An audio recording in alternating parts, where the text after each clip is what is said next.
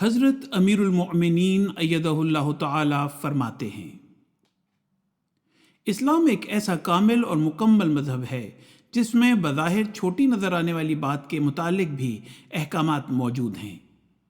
یہ بظاہر چھوٹی چھوٹی باتیں انسان کی شخصیت کو بنانے اور کردار کو سنوارنے کا باعث بنتی ہیں۔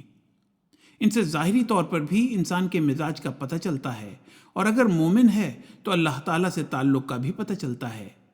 انہی باتوں میں سے ایک پاکیزگی یا طہارت یا نظافت ہے، اور ایک مومن میں اس کا پایا جانا انتہائی ضروری ہے، کیونکہ اللہ تعالیٰ کو پاکیزگی اور صفائی پسند ہے، اور اللہ تعالیٰ پاک صاف رہنے والوں سے محبت کرتا ہے، جیسا کہ وہ فرماتا ہے، ان اللہ یحب التوابین و یحب المتطہرین، سورہ البقرہ آیت نمبر 223۔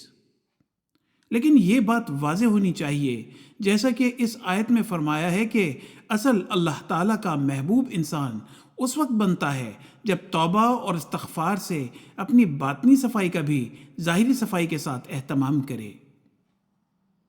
ہم میں سے ہر ایک احمدی کا فرض بنتا ہے کہ ایمان کا دعویٰ کرنے کے بعد ہم اپنی ظاہری و باطنی صفائی کی طرف خاص توجہ دیں، تاکہ ہماری روح و جسم ایک طرح سے اللہ تعالیٰ کی محبت کو جذب کرنے والے ہوں۔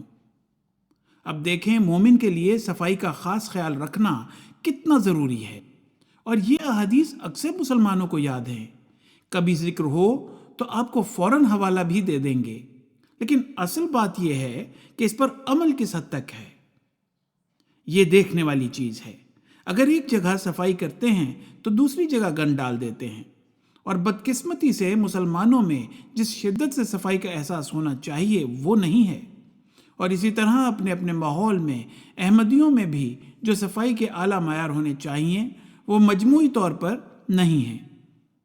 بجائے ماحول پر اپنا اثر ڈالنے کے، ماحول کے زیر اثر آ جاتے ہیں۔ حوالہ خطبہ جمعہ فرمودہ 23 اپریل 2004۔